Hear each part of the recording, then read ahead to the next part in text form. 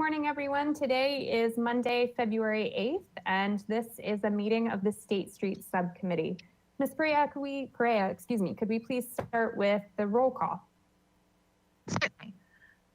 Madam Chair. Present. Chair Harmon, sorry. Mayor Pro Tem Oscar Gutierrez. Present. And Councilmember Kristen Sneddon. Councilmember Sneddon? We see you, but your audio isn't working again. But we see that you are present. Thank you. Okay. Well, thank you, Ms. Perea, and we will continue. Hopefully, in the interim, if I could ask a staff member to please hop on and try to assist Councilmember Sneddon. I know I've been having some of the same issues lately, so there's always something tech going on. All right, Mr. Harris, please begin with the preliminary matters. Yes, just an overview of the agenda today, announcements, agenda review, approval of minutes, and general public comment. There are no announcements from the staff side, and would open it for subcommittee members if they have any announcements they'd like to make. No announcements from me. I'll wait for a colleague of mine to pop on if they have anything they'd like to add. Hearing none. Okay. Yeah. Oh, Councilmember Sneddon. Sorry, I'm not sure. I'm not sure I saw the minutes. Did they come as a separate? I sent out that as a packet on Thursday afternoon. Okay, I think my packet has the agenda and the PowerPoint. So that was an updated agenda PowerPoint, the earlier email. Okay. I will abstain from the minutes. I have not read them. Okay. Well, then first we'll move on to approval, if we can get there. Approval of the minutes of the January 25th, 2021 meeting. Councilmember Gutierrez, if you have any questions or if you'd like to make the motion. Mayor Pro Tem Gutierrez, sorry. Thank you, Madam Chair. I'd like to make the motion to approve the minutes. Thank you. I will second that. And Ms. Perea, could we please have a roll call vote for this item? Certainly. Mayor Pro Tem Gutierrez. Yes. Councilmember Sneddon. Abstain. Chair Harmon. Yes. Thank you. And that passes 2 yay and 1 abstention. We'll now open up general public comment. This is where members who may be joining us, members of the public who may be joining us today would like to make a comment or share with us their thoughts on items that are not agendized for today's meeting. You'll have 2 minutes to speak. Ms. Perea, are there any members of the public who wish to speak? I don't see any hands currently raised. If there's any members of the public who would like to speak at this point, please raise your hand. Seeing none, Madam Chair, I'll hand it back to you. Thank you, Ms. Perea. We will close general public comment and move on to the first item on our agenda for today. Thanks. Mr. Harris? Good morning, Madam Chair, members of the subcommittee, and members of the public. This is our lone item today, and this is a culmination of the work effort that we've been underway under the guidance of the subcommittee since late summer, State Street's visioning process. And with that, I will introduce my colleague, Mr. Rob Dayton, to make this portion of the presentation. Thank you, Rob. Thank you, Mr. Harris, and thanks to the subcommittee for your great work on the visioning.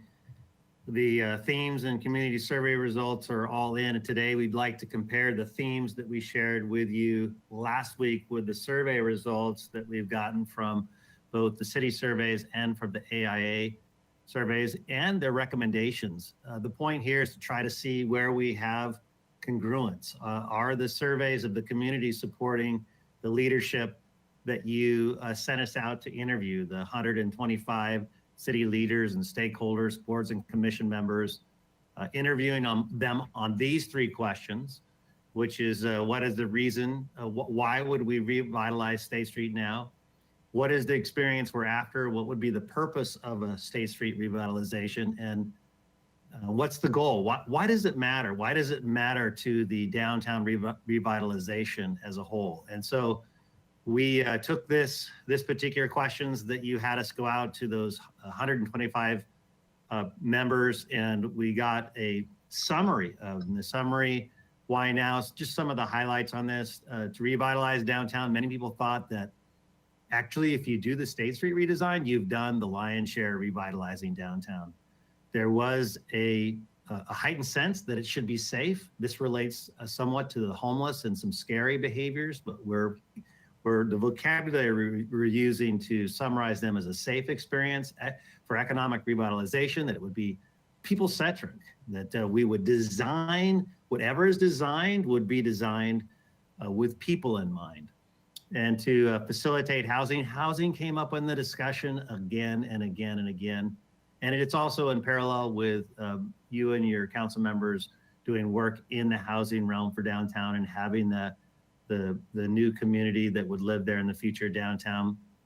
It would recapture or reestablish downtown's identity. There's a lot of your representatives who thought that Santa Barbara's identity has been lost, and that somehow in this redesign it would be recaptured or reestablished about what's important to Santa Barbarans, and it would bring people downtown. That, as you know, that has been one of the tricks of State Street in the past. Is it's the reason people come downtown. So people believe that why now that it would actually do that, and that it's designed specifically for locals, and specifically not tourists. But we put that in the positive.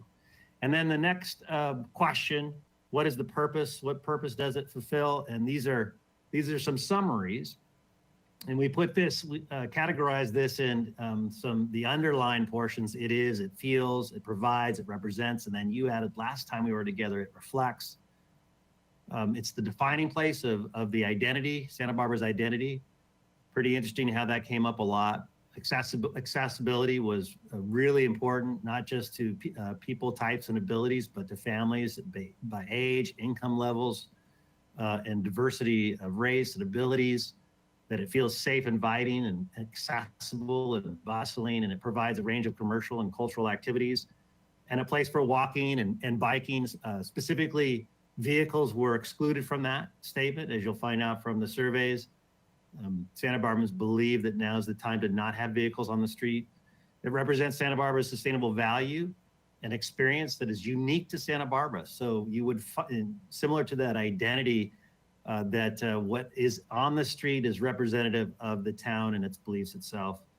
And then you also added last time, it reflects our history and indigenous people that lived before us, and the diversity of our community, and it is welcoming to them all.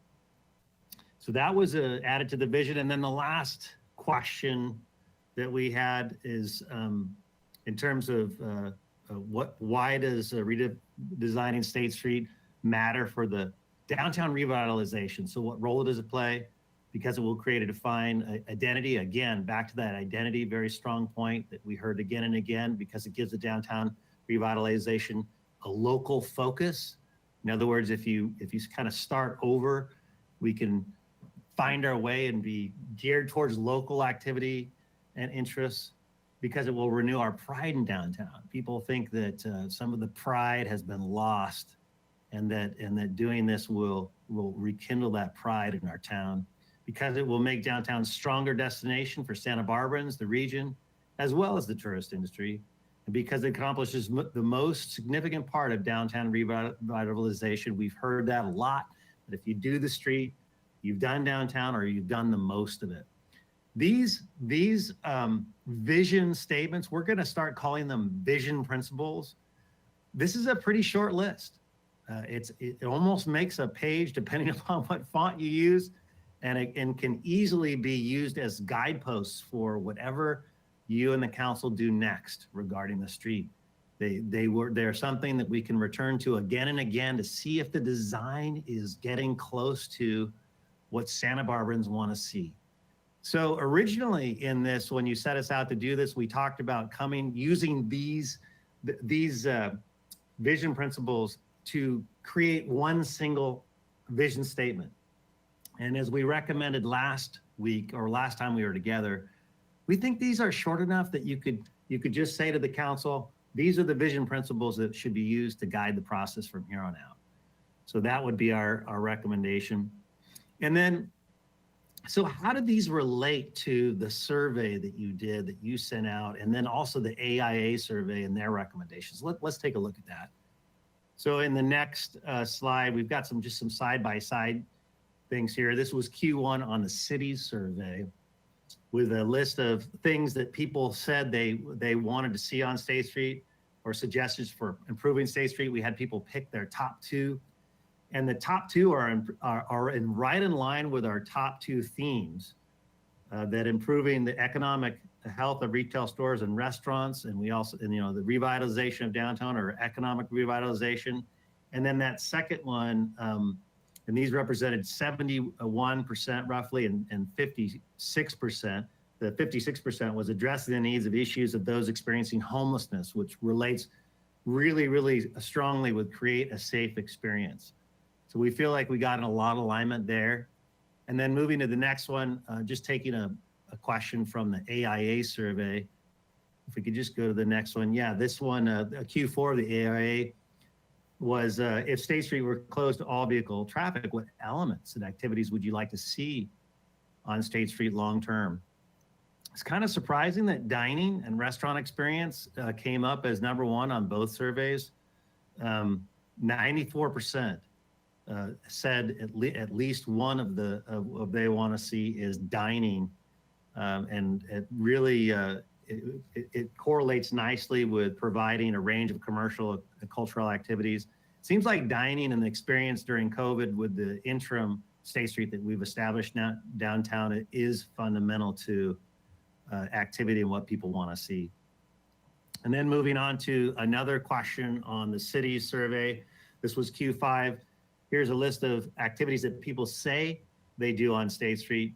Which top 2 do you expect to do most when you imagine visiting State Street in the future? This would be after redesign. And the #1 answer, again, on that dining theme, 76, actually 77 if you round out %, going to restaurants and bars. Just an interesting, maybe not expected to see that at the top. And then #2 was the shopping experience at 42% rounding up. Again, congruent with the themes in the people-centric activities, seeing people, creating an identity, and at least a place where you have high levels of social engagement at the street level. Going to the next statement or the next slide, we have a word cloud. And this is where we kind of went off the choices, A, B, C, D, and said, hey, what would you say? And that is, in your opinion, what one word, if you could just describe in one word the character of downtown State Street area, including the street space and the adjacent buildings as you hope to see it in 10 years. And the answers are all over the map, but the strongest are in the middle, in the largest. So welcoming, inviting, vibrant, lively, thriving. Really goes along with your themes that you were created by your leaders and board and commission members, where they say safe, inviting, accessible, bustling. Very, very similar affirmation from the survey. And then going to the next one, we have another word cloud. In 10 years, what specific changes would you hope to see in downtown State Street area in the future? Again, the middle of the line, you said we had a lot of people reference homeless. And if we had broken that down to the other words, that probably would have been the highest. And that goes with feeling safe. And then business, not sure exactly on cars, shops, pedestrian activity. Cars could have been either wanting cars or wanting to eliminate cars. So that's a tough one to look at.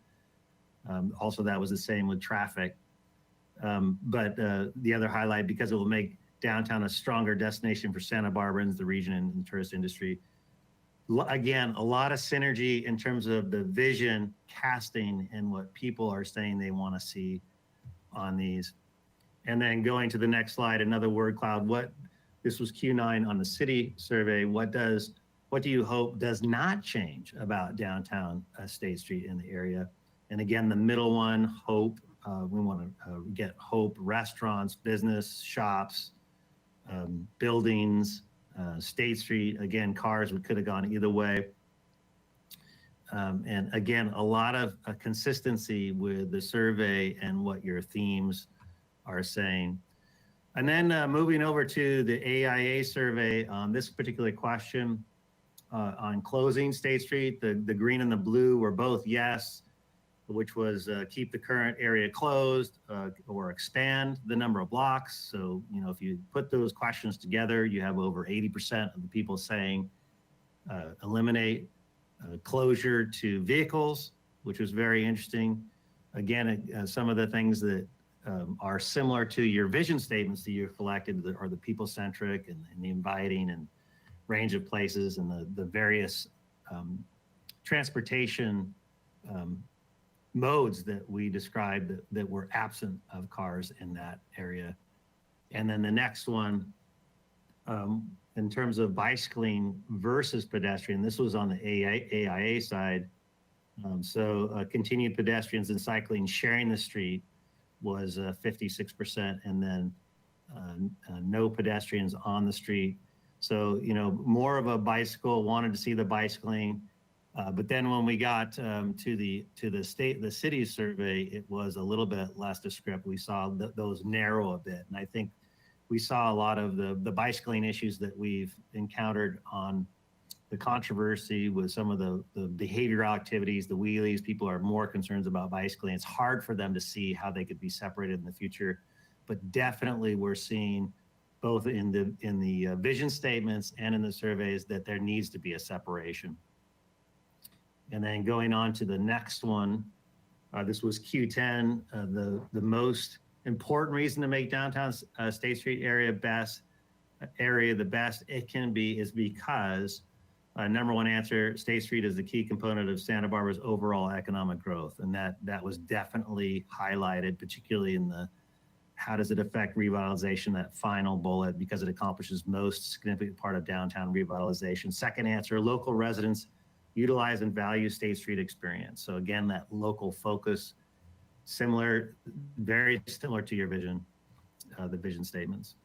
So moving on, we just have some comparisons in terms of who actually took the surveys. And again, you can see in terms of the numbered answered, in particular answered this question on age, what's your age? It's very nice. It's a very nice representation across generations. It was very nice to see this. So you're seeing an even opinion.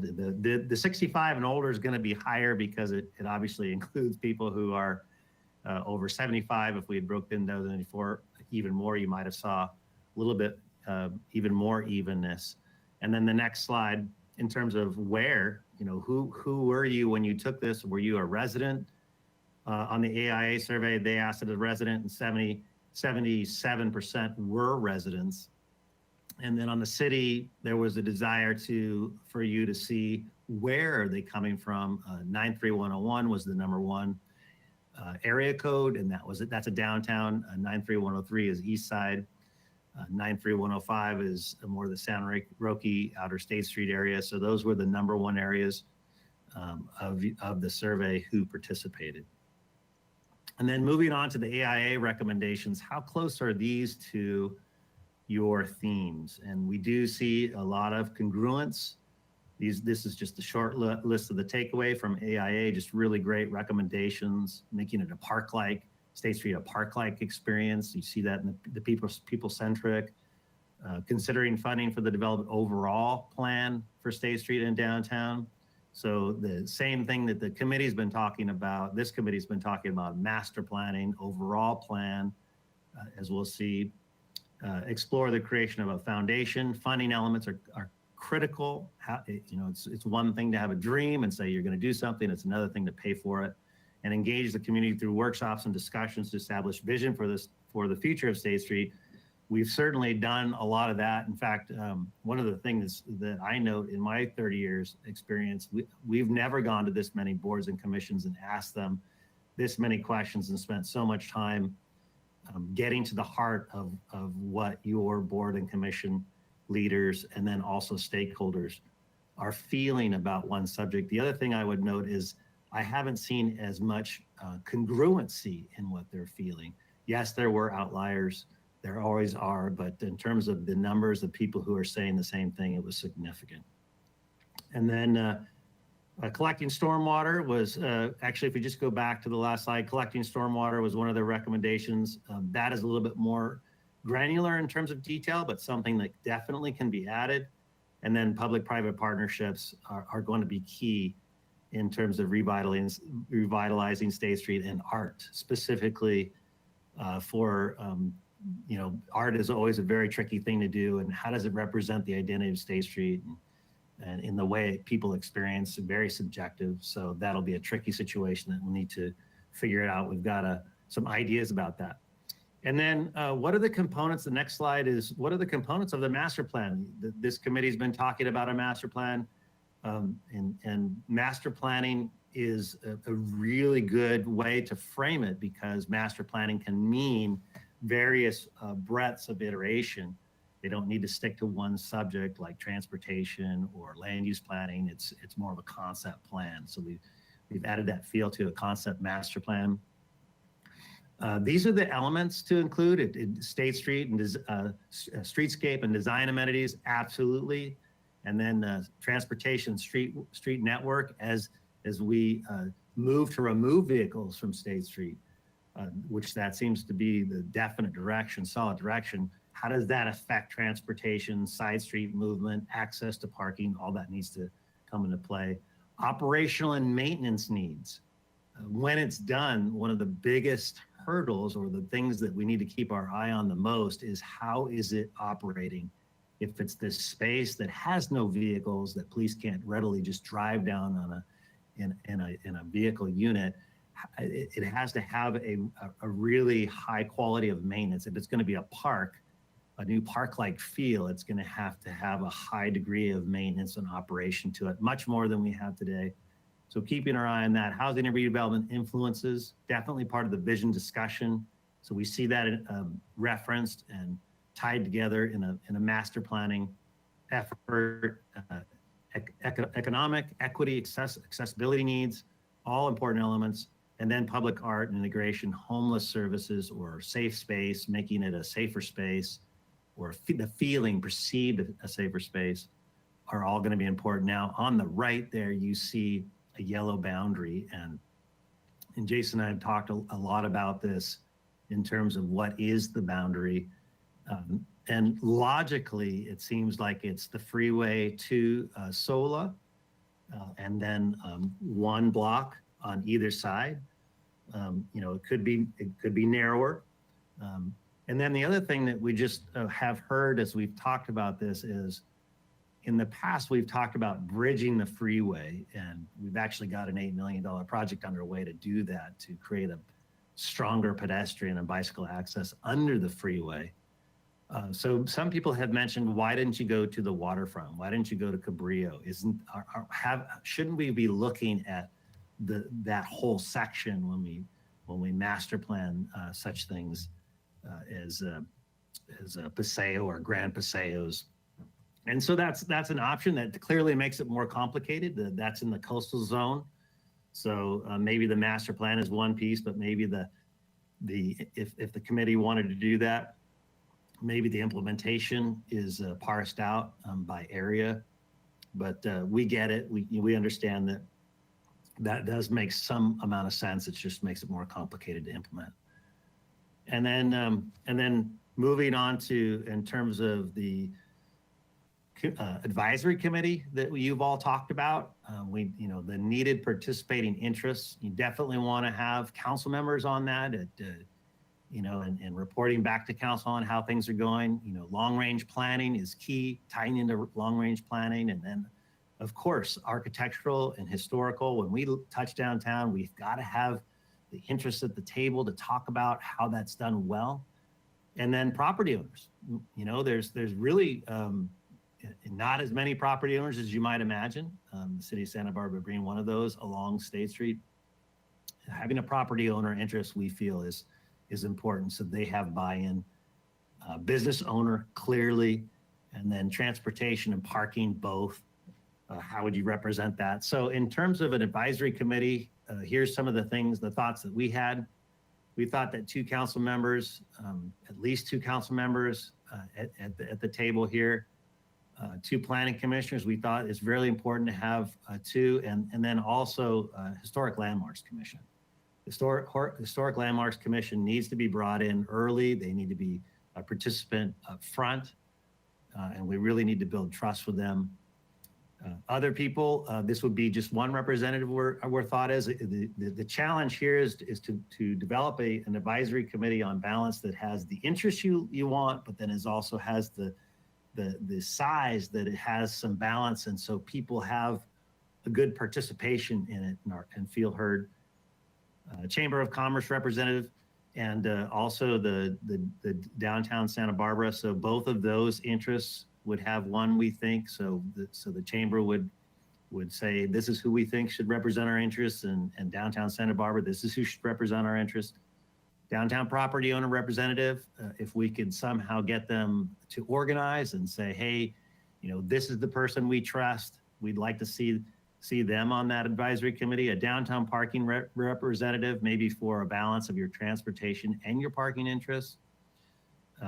Commercial real estate broker, we had thought of that before we thought of the property owner. So, it could be that the property owner represents the commercial broker real estate representative, but that is also an option.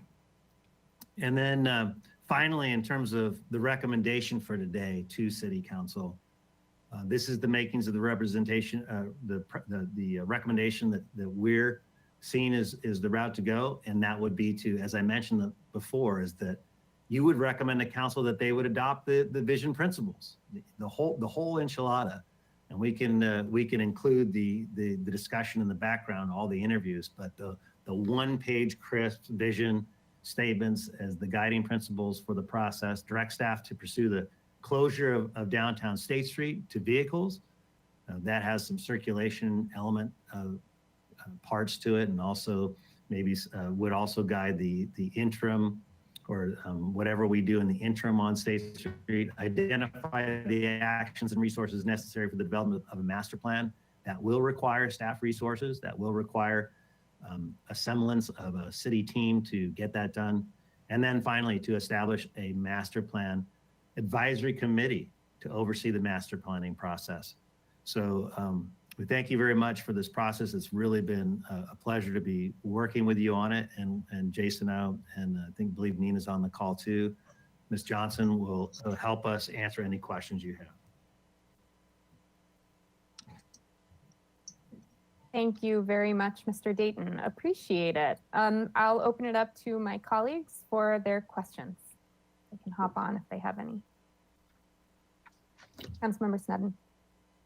Thank you, Madam Chair. And also thank you, Mr. Dayton and Mr. Harris and Madam Chair for allowing this process to unfold in this way. And as you said, going to so many boards and commissions and getting this kind of input, it's really been phenomenal. And I really wanted to take a moment to thank you for that. I think I always jump right into questions, and I really want to pause and thank you for the tremendous amount of outreach and work that you've done on this. So with that, I do have just a question or two, and then I'm sure we'll have much to discuss, but I just want to make sure that I have it, that I'm understanding for the recommendations that we're heading into. So this process and the questions that we asked had a lot to do with the experience of State Street for a visitor to State Street, whether a local or a tourist, but whoever's coming to State Street to experience State Street. And then what we're recommending for a master plan has more to do with, beyond that, expanding the scope to integrate housing or tie-ins to De La Guerra Plaza and Library Plaza, but it's a more expanded scope. I just want to make sure that we're, from what we've learned here, we're finding we need to, or that we're recommending that we have a a broader scope. Okay, I thank you. I just wanted to. What I would say, Chair Harmon and Councilmember Sneddon, the vocabulary I would use is that what we did first is we started with vision. And the reason we do that is because we can get the most agreement at the broadest level. And then the next step, I would say that master plan provides the picture. It begins to develop a more granular picture of how that vision relates to all the parts that you mentioned. And that's and then once people agree on the picture, then you can move to the next step, which is a little bit more designed. So yeah, exactly. So more like a visual blueprint, or okay. And then that is where we may have different questions for people about housing and where that integrates in, because that wasn't really part of these questions in this stage at this point. It was more, okay, I think, and then I had one more question. Someone asked me, and it occurred to me, have we discussed about the length of State Street that would be closed, or are we recommending based on what we've gathered that it would be the whole length as it is currently, like its current closure configuration? There's a lot of opinion on that. I think logically, I think what we've heard the most is it's Gutierrez to Sola. I think we've heard that the most. And then we've heard other renditions about, maybe don't do Victoria to Sola, maybe don't do the 400 block, which is Haley to Gutierrez. And then people have also said, well, why limit it? Or maybe just do two zones. The two zones that people talk about the most are kind of like the 500 block, which is the Haley to Dakota, and then the 1200 block, which is Anapamuta to Victoria. So I think people are all over the map, but the highest one we've received in terms of feedback is Sola to Gutierrez. And what blocks are the Gutierrez is? What 100 block is that? 400 Gutierrez to Haley's the 400 block. Okay, so I guess my question is, are we going to discuss that, or are we recommending? I mean, we've never really gone into the pros and cons of different length closures, or had public comment. I know you've done the surveys, but sort of an opportunity for the public to weigh in on the recommendation of the length or which parts. It just occurred to me that I've sort of gone ahead with like, oh, keep it closed, but that there maybe we haven't really discussed it. So I would say, Chair Harmon and Councilmember Sneddon, that we don't need that level of granularity right here, but in the master plan we will, and we will begin to need to show pictures for people to understand what it would look like. So there's a lot of transportation work that needs to be done to get that 400 block, which is why it's not closed today.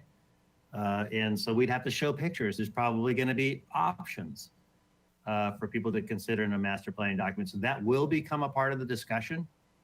Then there's at the granular level, like for instance, I know the folks on the 1300 block, which is Victoria to Sola, they've kind of bounced around during this time about what they really want. So in terms of vehicular access. So I think that's where in the master planning process, we'll get a lot more discussion about what's the best area of closure. Okay. So what we would be recommending today would be this interim closure. Is that what would be coming out of Madam Chair? And Mr. Harris might have more on that because he's working on the emergency ordinance changes. Well, and Madam Chair, also, I'm interested if that's what the recommendation is. So, Madam Chair, Councilmember Sneddon, Jason Harris, Economic Development Manager, just wanted to participate in the conversation and respond to the questions. So I went back and pulled up for a slide presentation orientation of the project area, the concept master plan area, Freeway, Chapala, Anacapa, and Sola streets, kind of the boundaries. So that one I think is what we're defining as the study area. And within that obviously is the State Street corridor. Councilmember Sneddon, to kind of answer your specific question, The set of recommendations before, and I'll forward to that slide again, is really to begin the process. You know, with the parameters as we've described, one, adoption of the principles, and direct staff to pursue the closure of downtown State Street to vehicles. This is just a policy direction to do so. The reality that we're operating under currently is governed and authorized under the Emergency Economic Recovery Ordinance that was established. That's set to expire this March. We're coming forward on February 23rd with a recommendation to extend that ordinance another 6 months to take it out till September of this year. That grants the ability of businesses to operate outdoors, as well as to facilitate these street closures, State Street being the most prominent one, but we've also done smaller closures throughout the city and other locations, half block in the Funk Zone, for instance, West Victoria, kind of on the upper end. When we go through this master planning process and really picking up all of the concepts that were presented today of influence, as I was to describe, right? Where we're projecting future housing, where are the opportunities for adaptive reuse for existing buildings? How does the retail environment, what can State Street and the downtown do to facilitate the support for retailers? You know, I think that's all going to be a part of this master planning. And I think the outcome of that master planning will ultimately make a recommendation of the long-term closure of State Street. So what we're operating under today is really this kind of temporary / interim period of time while we work on this master planning process coming forward that would ultimately come with the explicit recommendation from a capital project of where is the permanent closure going to be established. Hopefully, does that hopefully answer the question? Yes, thank you. Thank you. Okay, thank you very much. Mayor Pro Tem Gutierrez. Thank you, Madam Chair. I wanted to ask staff if they've met with any of the property owners or business owners of State Street who have voiced their opposition to closing down State Street. Madam Chair and Councilmember Pro Tem Gutierrez, yes, we have. We've met, I think the list is 8 or 9 were included in this particular visioning. And definitely some of them that have been negative on closing to vehicles were included in the visioning process. Did you present any of the information that you just presented to us as to why it would be a good idea to shut down State Street? And if so, what was their response? I would say we gave the same exact presentation we gave to everybody in terms of the history of seasons of State Street and where the city has done major upgrades, let's say. I don't think we talked very strategically about arguing why it was a good idea to close or not close. We were just presenting the 3 questions which they responded to. So I don't know. I don't think we've had as rich a dialogue. I think that would be a great dialogue to have. And we're going to need to have that specifically with property owners. And I've been watching kind of the chatter, if you will, on some of those opinions. And the time is ripe to start having them at a more granular level. Like, what does it mean? The fear is it's a great fear, or it's a valid fear. And the fear is, if you close to vehicles, what will be the level of activity on the street? And activity is critical to vitality. If people come to the street and they don't see it active, then they're gonna think twice the next time they come. And so vehicles provide a level of activity on the street, and if you take them out, you've removed a level of activity that you have to supplant with a higher level from pedestrians or bicyclists or activities. So that is a legitimate, important conversation, and I would say challenge for us all to get over. State Street activity, whether it has vehicles or not, needs to be, in my opinion, from early in the morning to late at night, the street needs to be active. And successful streets around the globe in the United States, they have that characteristic. They're active from early in the morning till late at night. I know one of their concerns was the ability to have their deliveries in the morning has been, you know, had a wrench thrown in the gears, so to speak, because they're not as efficient now because they have to find workarounds to be able to drop off whatever they need to unload. So I don't know how we would address that. I guess that just takes time. So what I would say to that, Madam Mayor and Councilmember Pro Tem Gutierrez, is that's part of the details of working out you start with a vision and then you say, okay, here's the design. Okay, what are the impediments to operations in this case of that design, and what's your operational plan? So we've been doing that on the fly, as you know, during COVID, and we've been letting a lot of trucks in the morning. And because we want to facilitate. So when people aren't there, that's a great time for trucks to come in and do their goods. It means that they can't do it during the day, so they have to adjust the time. But yeah, there are ways with designs in the future and pedestrian promenades to have deliveries happen. It may not be the most convenient time, but we will find a way to make it easy for people to do business, which is part of keeping an active downtown and district going and thriving. Okay, and the other thing I just wanted to ask about was the establishment of an advisory committee. When it comes to the process of how we form that committee, I'm sorry if you already mentioned this, but would we go through the regular committee application process that we do for all the other ones, or would this one be a bit different?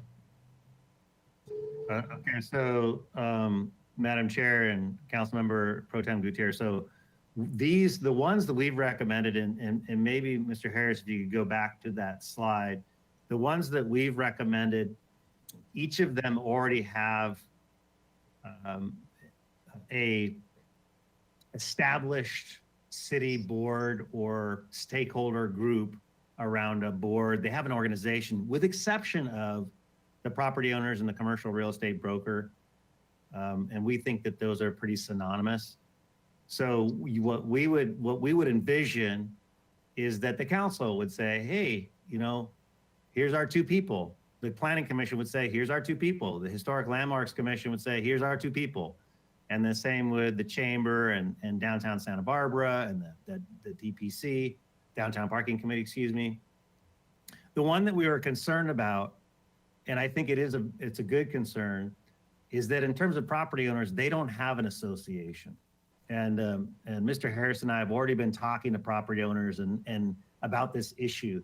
It would be really great if the property owners on State Street formed even loosely an association where they said, hey, here's our representative. Here's who we want on your committee, council.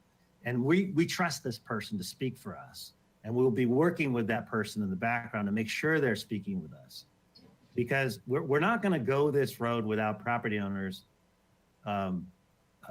in favor of where we go. And so we're going to be having to roll up our sleeves around a table to make sure that the interests, economic interests, city interests, community interests are all in parallel when we come up with a solution. Okay. All right. Thank you. I appreciate that. Thank you, Mayor Pro Tem. I just have a couple of follow-ups on my colleagues' questions. I'll start with the advisory committee because it's on the screen right now. I guess this isn't really a question, but I'll start with this. I would like to see a member of the Access Advisory Committee added to this. I think that's important. And then on the Downtown Parking Committee representative,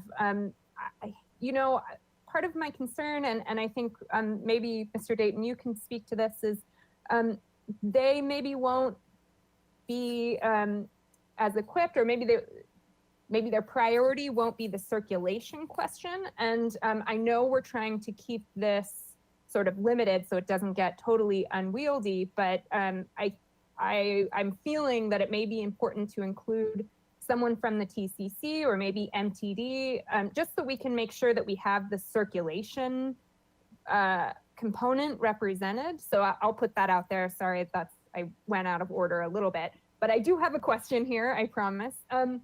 What are your thoughts about us having a community member at large position? So someone that would apply, as Mayor Pro Tem Gutierrez suggested, in the way that you would apply to your other boards and commissions, just to get a community, of course, these are all community members. I don't mean to imply that they're not, but someone who isn't maybe already affiliated and active and engaged, who is just really interested in this. And I'm wondering if you guys have ever seen that on a committee like this, to include an at-large position, and if you have any feedback on that conceptually.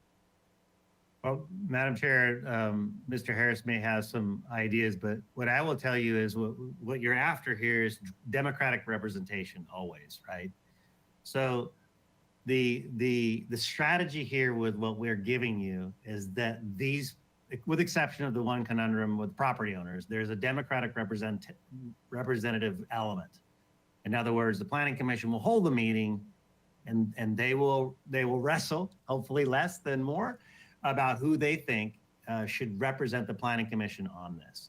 I think the challenge with a community at large person is that process is missing, and some community members may scoff at the fact that the one you chose is representing them. And so I'd love to hear what Mr. Harris says, but I think the wisdom is to say we surveyed we know what the community want. We have a very large survey in terms of both, and I know some people took both, but between the both, it's almost 10,000 people opinions. And then we also have a really good, crisp representation and vision for some high representatives. And then you'll want to see what is the democratic representation to get to the master planning level, the more granular aspect of where we're going. So, they're going to always come to your dais whenever you talk about it. The public's going to participate in all these things, and they're always going to be having their opinions at these meetings. But it is to you as to how you want to proceed.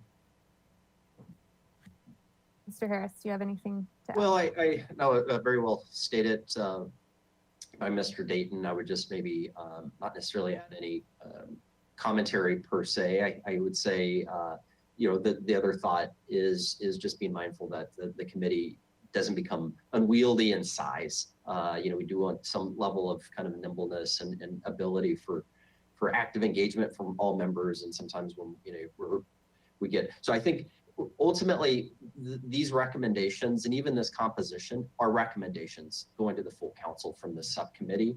And we will describe in detail the thoughts put into each of these components of each of the recommendations to the council. So the full council, your colleagues can also be thinking of and anticipating and be a part of the conversation before. So I would not necessarily say it may be still to be defined ultimately, and we heard the question / comment on the other additions as well. And so I think we'll take all of that into final consideration, obviously put forth whatever final recommendation the subcommittee has, but also give a full reading, as it were, of all the kind of context of possibilities to the full council. So they were aware of as well, because I think these are all excellent points of perspective and feedback. Thank you. Great, thank you very much. Just a couple of other questions. My colleagues will indulge me. Switching gears briefly to go back to the survey. I'm really interested in the data that you collected so successfully. It's great to see the number of responses, and two questions on that. First, I'm hoping you can share with us, I know the survey was available in Spanish, if you have any data at this point on the number of responses in Spanish first. And second of all, can you give us some info on how many, and I apologize if I just missed this, but how many of the surveys were gathered through the Ambassadors Intercept surveys and how many were done online? Thank you. If you have that available, sorry to spring this on you. So if Mr. Harris would handle the Spanish, I'll look up the numbers on the other ones.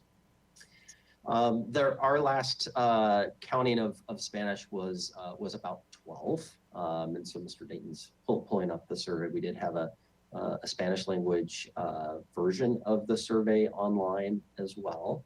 And it was paired in association. So we had 12 at the last count a week plus ago. And then as Mr. Dayton's pulling up the final numbers, and this was again about a week past count to see if that changed. We were approaching 4,200 online and over 450 on State Street. And so I don't know if those numbers shifted in the last week that the survey was open. So Madam Chair and committee members, we had 504 on the ambassador survey on the totals. And then we almost nearly got to 4,400 on the general survey. Just a word about the ambassador survey.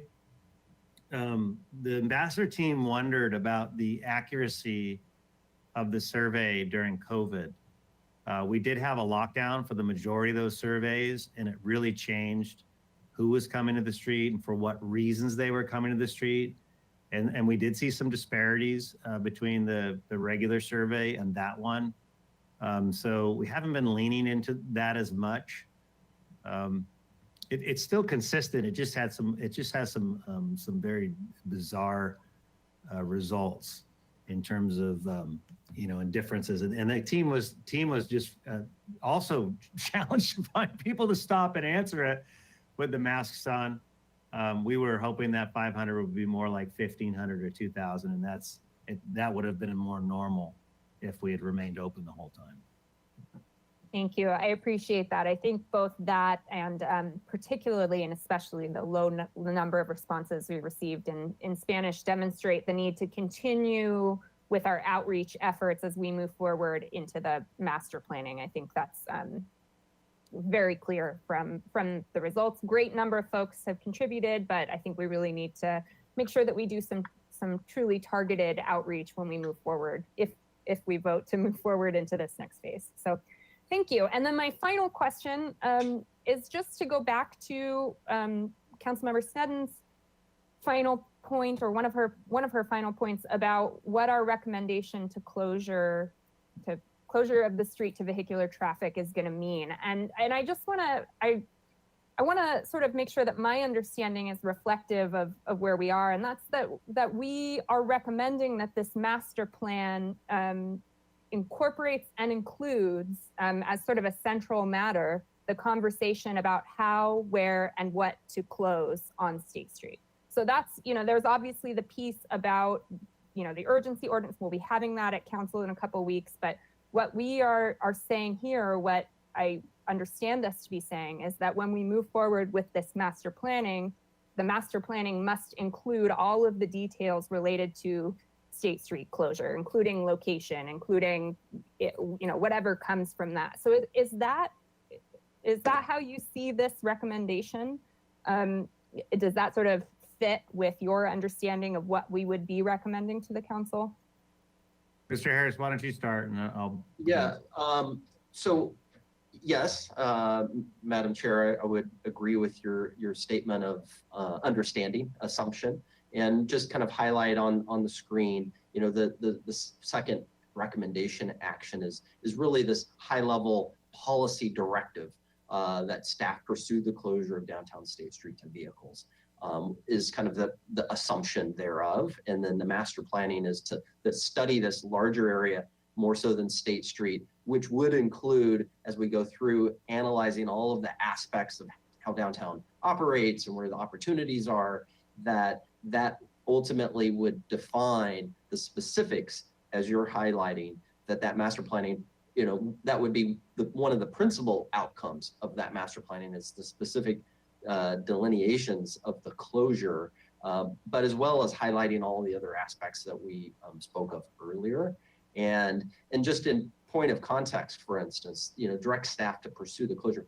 It's just a lot of regulatory processes. There's a CEQA analysis, and there's a general plan modification of the transportation element. So all of those processes would have to get up and going, and they could take as long as a year to two. I'm not quite sure the process of legislation. And so as council goes forward, they're going to be in planning commission, et cetera. There's HLC, all of these regulatory bodies are going to have to process each of those steps to get just to get the process going, as it were, while we're working on kind of the master planning analysis ultimately, because it's, at the high level, a regulatory policy decision, but ultimately at the end of the process would have the very explicit, details established. Madam Chair, what I would add to that is the other thing to think about, and that was well said, in my opinion, about the future of State Street. And then we have this interim period. So Mr. Harris is going to be talking to you about how the emergency order changes. And then when COVID's lifted, we hope in the next 3 years, or, that the council will also have to wrestle with the interim closure period and parameters, which all this could guide. And you'll know more when you come to that crossroad.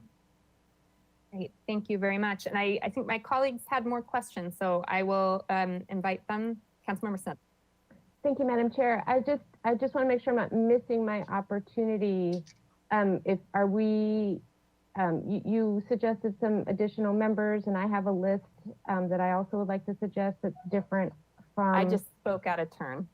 Oh, so I just wanted to make sure if you wanted to hear them now, or will we have like a full discussion? And yes, we're going to take public comment after I just don't want to miss my chance. Include it and then revisit for direction and yes. Great. My apologies. I was just too excited. It's great to hear. No, it's great to hear. I just wanted to make sure. Thank you. Yeah, definitely. Thanks. Mayor Pro Tem Gutierrez, did you have another question? Sorry. Yeah, just more of a addition to the formation commission or committee. If we could have one member of at large and another member of the social justice community to be represented there as well, I very much appreciate that. And we can continue to discuss the additional members we want to see on that list during our deliberation period. With that, I will move to public comment. I'm guessing we have some folks who'd like to share with us their thoughts on this. Ms. Perea, do we have anyone with their hand raised? We do. The first speaker is Barry Remis. Barry Remis, if you'd like to go ahead and speak, you're on. Good morning, Chair Harmon and committee members. It's Barry Remis. I'm representing Coast, also with our partners at SB Bike. And this is really heartening. It's really great to see that we've made it this far, and we're continuing to move forward with this progress regarding State Street revitalization. I want to thank Mr. Harris, Mr. Dayton, and the staff team for what they've done in instilling the feedback and the results from both of the surveys and the outreach groups to the recommendations before you today. We know that and of course, it probably goes without saying that we encourage and support and the recommendations before you to council, including the formation of the Master State Street Revitalization Plan and the Advisory Committee. We know that as the results of the surveys are clearly state that the majority of the public has stated that they wish to see State Street remain to be open people and close motor vehicle traffic. And that we kind of know what we're talking about in this meeting. I think we need to be very mindfully specific as part of the recommendations for the master plan, the direction to staff, that closing State Street, not just simply to vehicles, but to motorized vehicles, because we just want to remind everybody that bicycles technically are vehicles, but with the public stating that the street should be open to bikes and pedestrians and other people-powered wheeled pieces, that we wouldn't want that direction to be too narrow, or I really want to be specific about that. And when it comes to the formation of the advisory committee, with all due respect to keeping the not too many chefs in the kitchen, considering our years of advocacy for getting to this point, we feel that we're not done. We would also like to request that Coast and SB Bike have representation, if possible, on that advisory committee meeting. Thank you very much. Thank you, Mr. Remis. Next speaker, please, Ms. Perea. Yes, the next speaker is Richard Clausen. Richard Clausen, please unmute yourself and you're welcome to speak. Thank you very much to the entire committee and Mr. Dayton and Mr. Harris for all the work that you've done. You've done a lot of weed whacking, and I think that there's much more clarity now. Thank you. I really like the local focus, and I see how it relates to the identity issue that was brought up for the State Street theme. There's a certain tourist comfort in seeing familiar shops and stores, but a lot of visitors come to Santa Barbara not for things that they can get in their own hometowns. And when I visit a new place, I want to go to those secret local places. And when friends visit us from out of town, they often want to go to that Julia Child's favorite restaurant. What is it again? Oh yeah, La Superica or Lily's Taqueria. Those local places. They want unique or unusual things and not found in their own hometowns. Ultimately, I think that downtown Santa Barbara is going to be best served if it emphasizes the uniqueness of our city's combination of historic architecture, including the pre-1920s residents, local restaurants, and an entertaining ambiance. Now, I think finally about the combination of the Master Plan Advisory Committee. It seems to me that there's an imbalance. There's an overrepresentation of commercial interests. You've got somebody from the Chamber of Commerce and the property owners and the downtown business owners and the commercial real estate. There seems to be a fair amount of overlap there, and I'd like to see that addressed.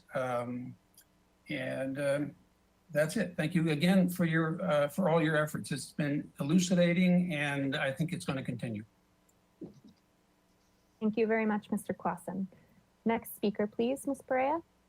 The next speaker is Leslie Wiscombe. Leslie Wiscombe, you're welcome to unmute yourself. Good afternoon, Madam Chair and council members. And thank you to Mr. Harris and Mr. Dayton for the excellent presentation. And while I appreciate the vision, principles, and themes that are presented today, I believe they should be reviewed and studied by the proposed advisory committee as part of their work to formulate a collective vision for State Street and surrounds. It seems that some of the vision principles presented today are repetitive, and I would love to see your recommendation to accept, not adopt, the principles. This would allow a more fluid process by the advisory committee during their studies.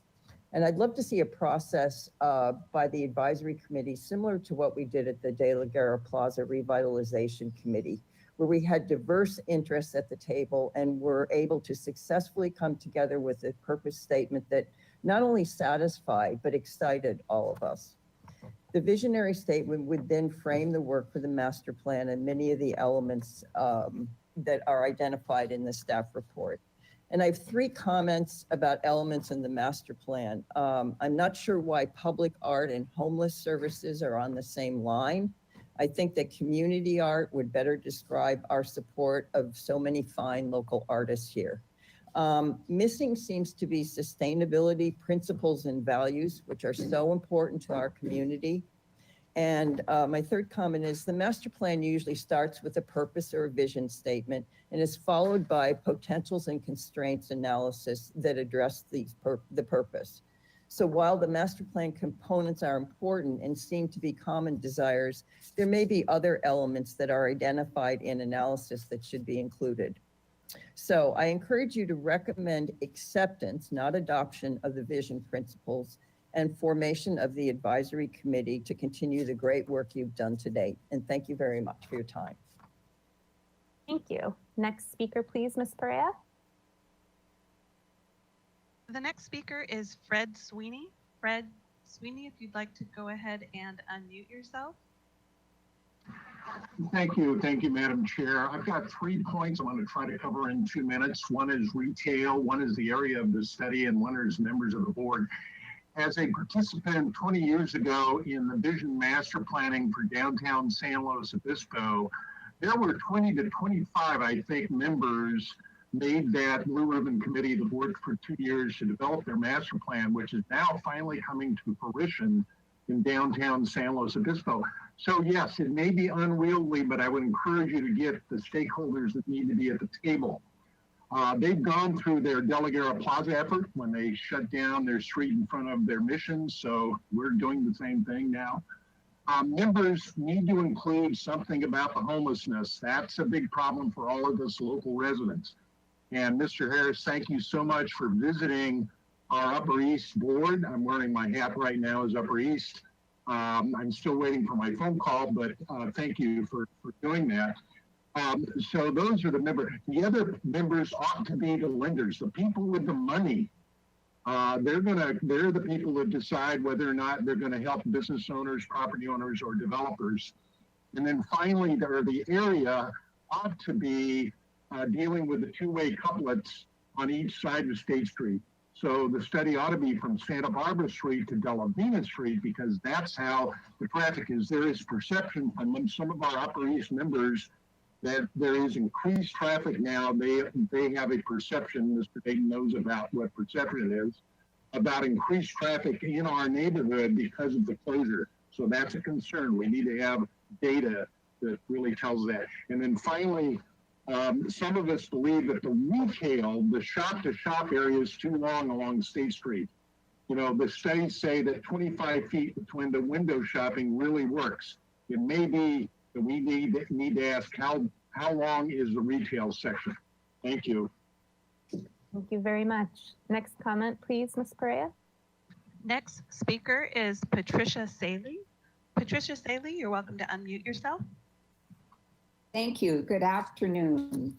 I live downtown and use State Street a lot, and I love closure. I also grew up in Santa Monica and watched the different iterations of the 3rd Street Promenade over the years, so I have some perspective on that. And I'm one of the unfortunate people who got hit by a bicyclist on a not very busy Sunday morning. So I'm very anxious to see how the pedestrian bicycle interface is handled, especially with e-bikes going up to 17 miles per hour. I support the master plan and suggest that the advisory committee be broad in scope, as Mr. Clausen expressed. I also think the perspective of pedestrians needs to be included, and especially if someone representing the bicycle community, pedestrians need to have a say, and how that's done, I don't know. I haven't read the vision. I was disappointed to see it wasn't posted, or at least that I saw, but I suggest, as Leslie Wiscombe did, that the committee has some latitude to change the recommendations, or recommend that they be changed as they do their work. I think it's inevitable they're going to realize it needs to be changed. And then finally, I think the master plan has to address the connection to the water and the funk zone, not at the level that the downtown core will be studied, but we can't ignore that connection, and it needs to be considered. Thank you. Thank you, Ms. Saley. Next public commenter, please, Ms. Perea. Next commenter is Robin Elander. Robin Elander, go ahead and unmute yourself. You're welcome to speak. Council members, city staff, thank you so much for all the work you've done for this initial part of the process. I think we can see, and we've heard from many community members that they do like the way State Street Promenade is moving towards. But of course, there's a lot of work to explore and figure this part out in the next months to years as we explore what this is going to look like ultimately. As we move ahead, I want to make sure that meetings like this are significantly noticed and marketed so that we can invite all of those who want to attend. I think they, as much as I also try to pay attention to them and find out when things are going on, sometimes the agendas are just not far enough out in advance to be able to communicate what we need to the public.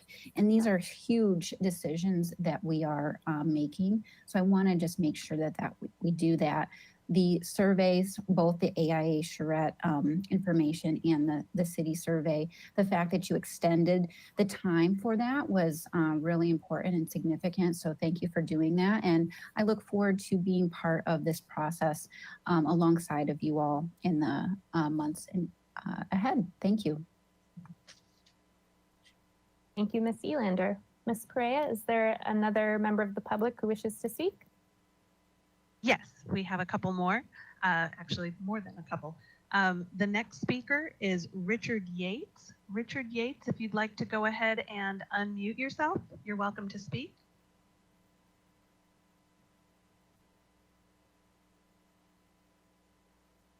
And I see that you're unmuted.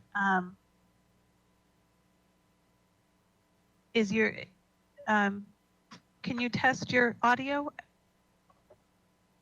I hear you, or I hear the audio making sound. No, it looks like his audio just got disconnected. We'll call on a couple of others and I'll work with him offline. Councilmember Sneddon? Yes, thank you. Mr. Yates was unable to connect last time, and then this time, and I know he's the restaurateur of Opal and did have something. So I think it's important that we get his commentary this time. Yeah. We'll come back to him. Yeah. Please go ahead, Ms. Correa. I was just going to recommend that if he cannot get that working, Richard Yates, if you want to go ahead and write your comment in the chat box to me, I'll go ahead and read your comment, so at least you'll get your answer that way.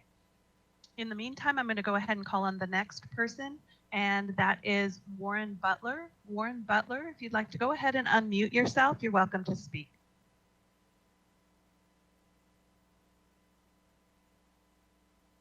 Hello, can you hear me? Yes. Yes. Oh, good, thank you.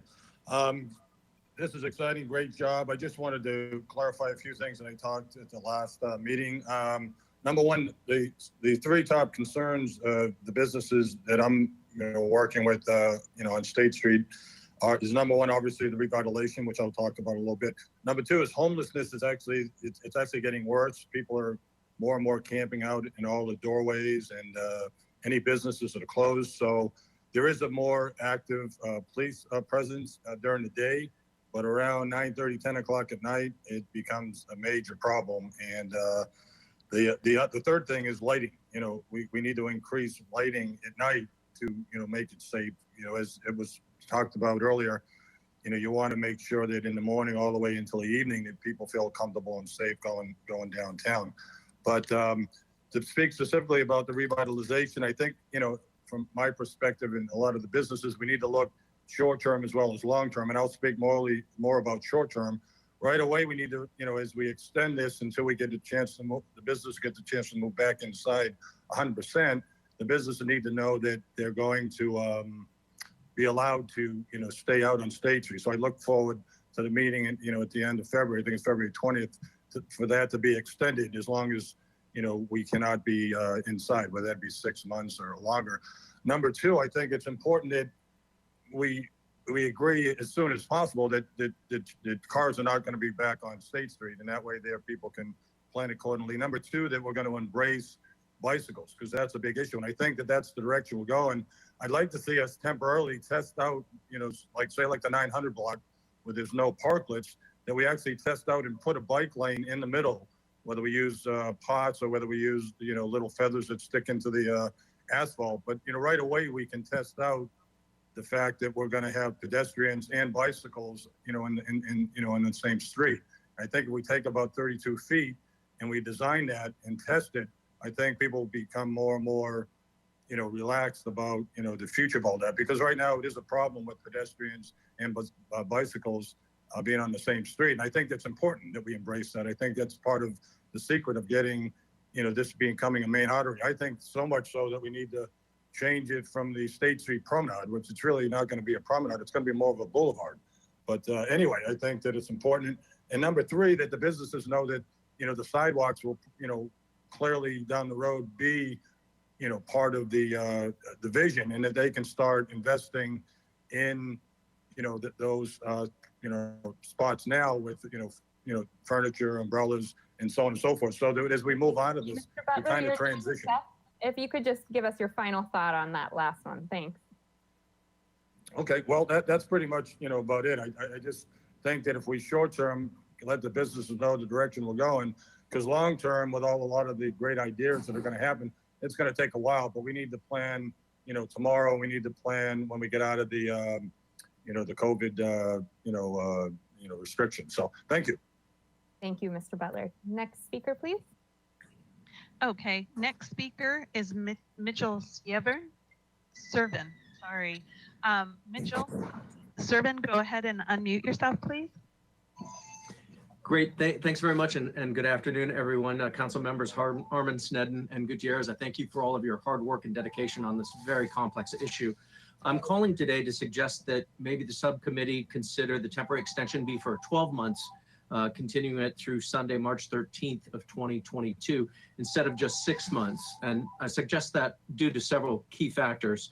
I know the final decision on the map will take some time. It's naturally a very serious issue and requires a lot of contemplation, and it's complex. So I appreciate that you need to take the appropriate amount of time to make those decisions soundly. I also have mentioned prior that the investment of an individual merchant is definitely predicated on, return on investment. So if it's a short amount of time, obviously that's a higher expense to incur. But probably most importantly for the restaurant community, I wanted to note, because I don't think people really understand the color-coded tier and how it impacts restaurants, in that moving from purple, as we are now, to red, and then orange, and even ideally one day in the future to yellow, there's no green after that. And all of those color-coded tiers require restaurants to continue maintaining social distancing or restrict their capacity.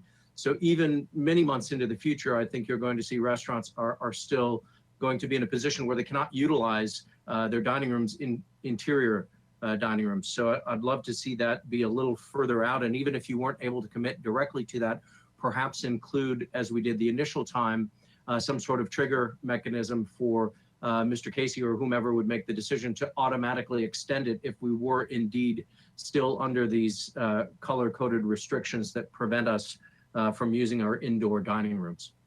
Thanks very much for taking the time to hear my comment. Thank you very much. Next speaker, please, Ms. Perea. Okay, that was all of the speakers, and Richard Yates appears to have left, but he was able to write a comment. So I'm going to go ahead and read that to you. He wrote, "This is Richard Yates from Opal Restaurant and Bar. As a co-owner with partner Tina Takaya, I'd like to first and foremost thank you. We really appreciate the city having our backs and supporting restaurants as you have and allowing us to survive. We've been able to, fortunately, but most of us are having to make up a lot of lost revenue. In order to do so, we've had to make considerable investment in our outside dining structures, and especially in consideration of making them functional, safe, and attractive, have spent even more. So I would ask that it's vitally important to us to allow the existing closures of State Street and the side streets to continue. And we would therefore support this closure continuing even after COVID restrictions are lifted, and ask as well for city flexibility on allowing the existing structures that have a roofing component to be allowed to remain as well. We believe this will support the vitality that Mr. Dayton referenced and would be needed to supplant, pardon me, any lost by the lack of automobile, of course, my throat, sorry, and would be lost by the lack of automobile traffic. We also recommend similar support for the waterfront, and it seems to us that connecting that area via State Street would make it the vital corridor from the waterfront to Solis Street, with the additional area between Anacapa and Chapala as already proposed. We fully support taking into account all other stakeholders' needs as well, with the same kind of creative, out-of-the-box thinking the city has displayed to date. Thank you." Thank you. Thanks very much. That Ms. completes Perea, his comment. Great. And thank you, Mr. Yates. We appreciate that. Thank you, Ms. Perea, for for reading it. And if there are no more hands raised, I will close public comment. Anyone else snuck their hand up before the end, Ms. Perea? No, Madam Chair, there are no further comments. Great. Then with that, public comment is closed, and I'll turn it over to my colleagues for deliberation. Councilmember. Thank you, Madam Chair. So I just, in looking at the two slides, the one that, and it's also in the staff report too, the composition of advisory committee, and then when it says needed participating interests, and then I'm not seeing that all of those are matching up sort of on the list of the composition. And so if it's all right, could I just list what I think should be included, and then maybe, I mean, and you've listed some, and Councilmember Gutierrez, and then maybe we could just sort of figure that out. Would that be all right with you if I just listed them? Okay. So, and some of these will already overlap with what's on this list, but so as you have 2 council members, 2 HLC, 2 planning commissioners, member of downtown parking, so we have those. And then I agreed with one commenter, and I'd also received an email that this current list was a little bit heavy on the business interests and not as much on sort of the livability. And I'm wondering if some of those could be consolidated. So I have sort of all in one line, either downtown Santa Barbara or Chamber of Commerce, or some combination there, or maybe it's 1 and 1. Then a member from environmental sustainability. So that could be, you know, CEC or some members speaking for those interests. As you suggested, Madam Chair, a member representing equity and access. And that could be from our Access Advisory Committee. I think that was an excellent suggestion. A representative sharing their perspectives on homelessness. I think having that at the table at the time when we're making these decisions is really valuable to see sort of the unintended squeeze of where that puts people and what happens there. And then on this, we have like architectural / historic. But I would say those are really separate things. And I would make architecture and design one. We really need that design component in there. And then as a separate line, you could call it preservation or historic character, or I think, you know, I'll just say with the Trust for Historic Preservation, they have a whole new sort of equity and inclusion component in what they're doing as well. So it's not just red tile roofs, it's also our sort of complete cultural history. So I think that would be a great addition. And then to sort of consolidate the property owner, business owner, commercial real estate broker, and then as Mr. Sweeney said, the people with the money. I think all of that should be combined into sort of one, because it is definitely an interest, the property owners, business owners, and maybe it's the commercial real estate broker who can kind of speak to the trends and how that's going and where the money is and identifying properties for that type of development. And then I hadn't had this on my list before, but hearing from Coast, but then hearing from Ms. Saley that if, you know, for both the bicycle pedestrian component, I guess, however that is, needs to be worked out. I don't know that we need one whole bicycle voice and one whole pedestrian voice, but perhaps there's somebody or someone I'm not thinking of who has that sort of combined understanding of how those interact and what that would mean for downtown. And I realize that's a little bit bigger, but I think we have some of these needed components that didn't make it onto like actual positions on the advisory committee. So those would be my starting list.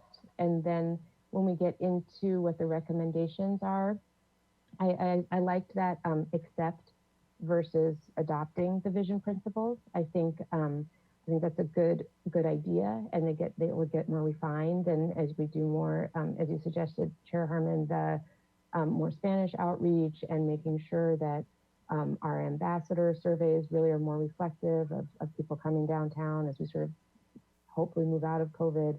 I think it is a good idea to accept rather than adopt.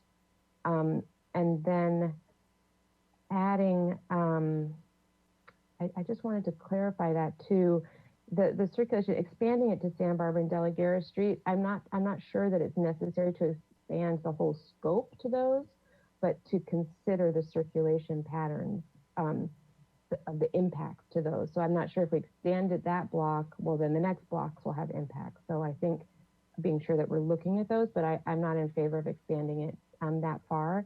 And I thought, Madam Chair, your suggestion of having someone from MTD or public transportation, and maybe that's accomplished with someone from downtown parking. I'm not sure, but that's my final recommendation. And then I'm just really excited. You know, a master plan, that visual blueprint is going to help us integrate housing.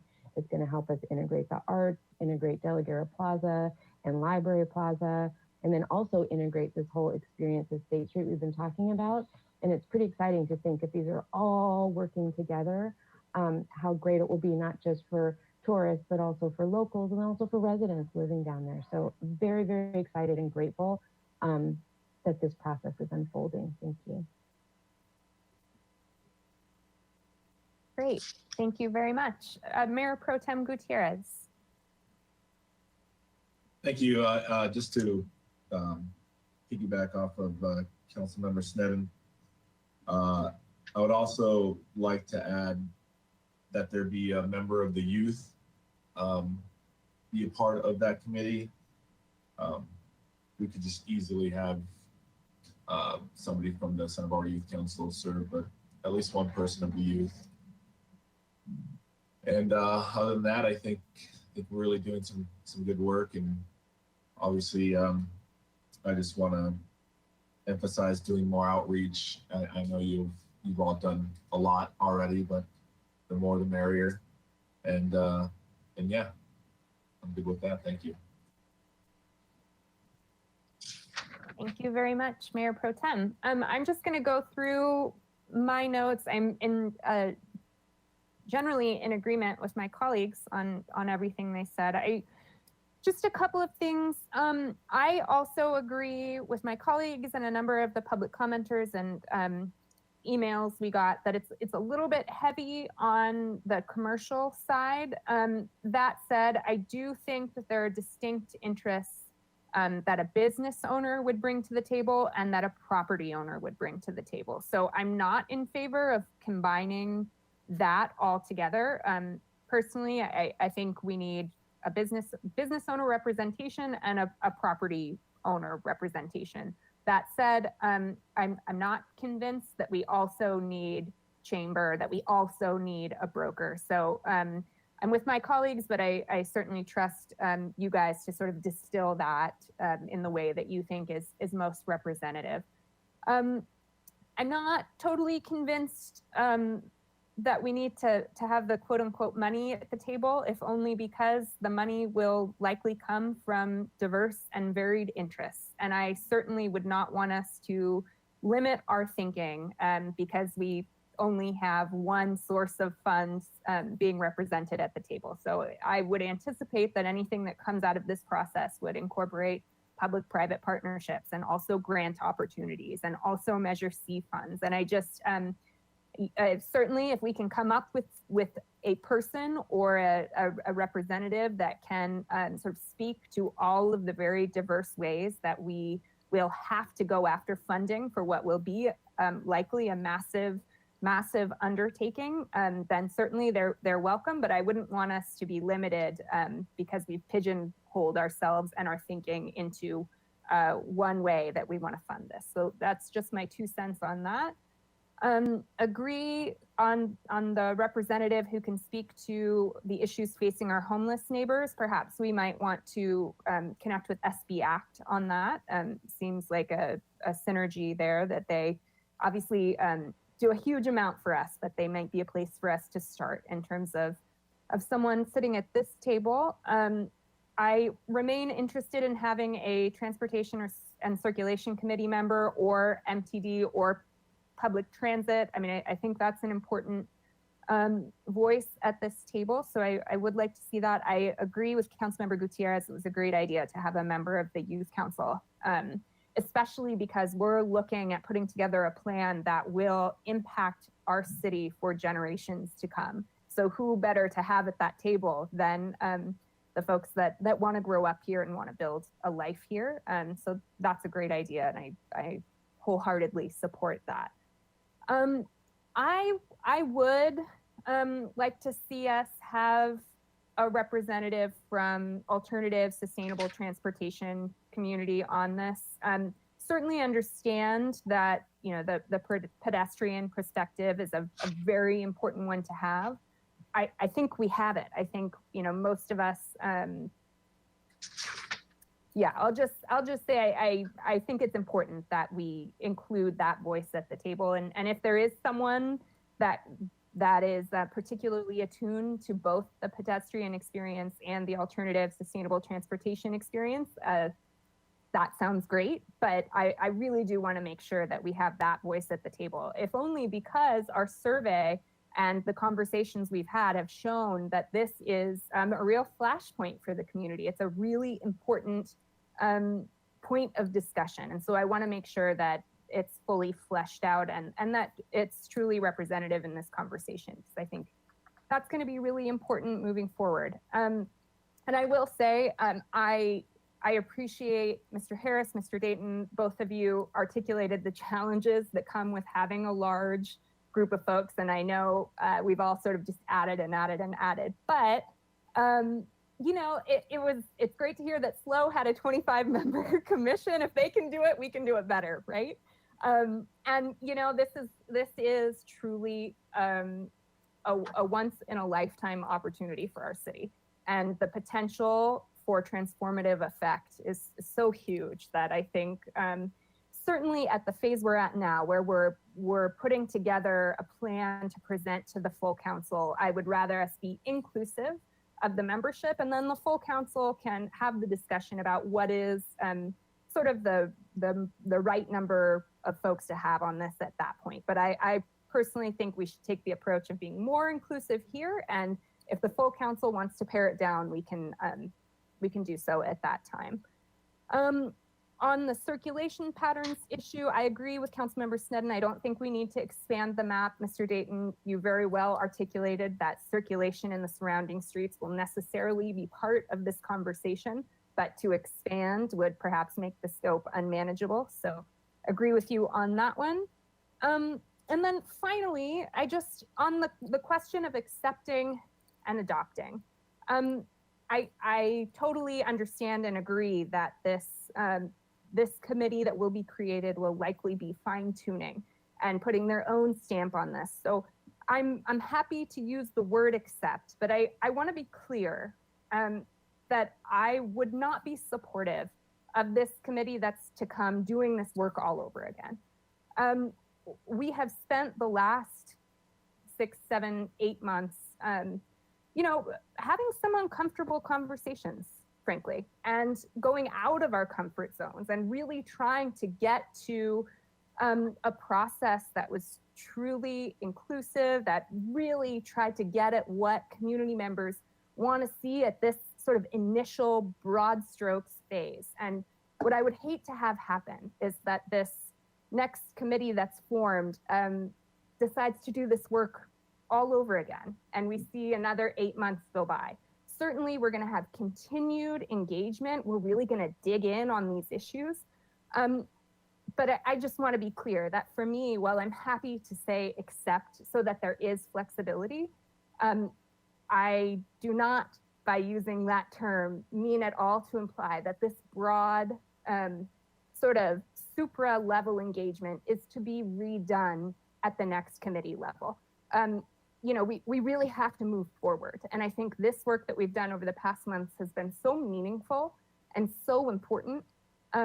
But now it's time to dig in, and it's not time to do it all again. So that's my caveat there. Just had to say it, but happy to, to use that word and to give folks that are on that committee the flexibility they need to sort of fine tune and to really have some autonomy over the next steps. With that, I also want to express my sincere appreciation first to Mr. Harris and Mr. Dayton.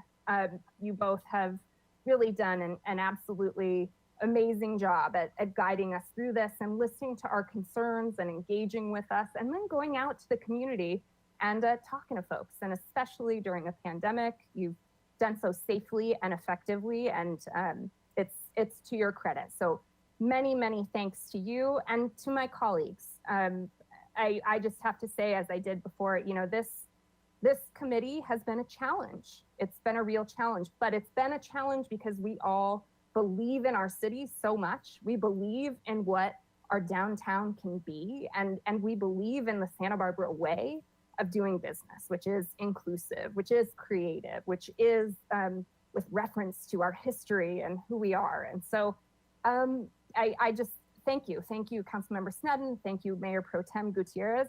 It's really been a pleasure, and I think we've all learned a lot, both about process and about where our city is and how we feel about our downtown and what it can be.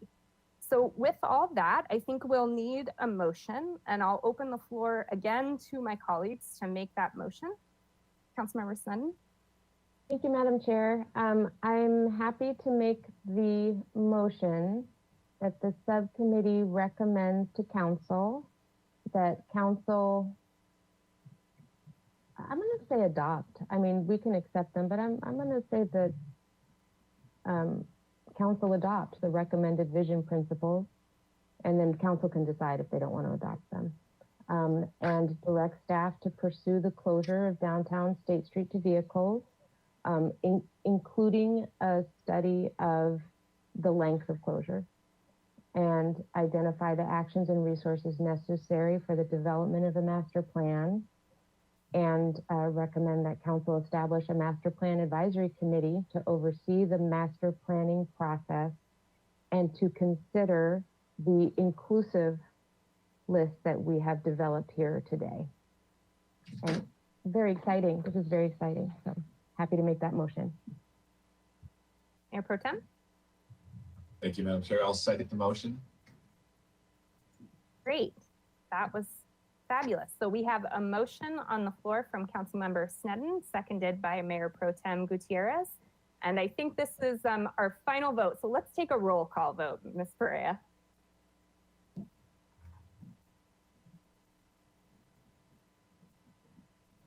Sorry about that. I had trouble with my mic for a second. Okay, the roll call vote. Mayor Pro Tem Gutierrez. Aye. Councilmember Snedden. Enthusiastic, yes. Thank you. And Chair Harmon. Yes, thank you. That was unanimous. Excellent, excellent work to everyone.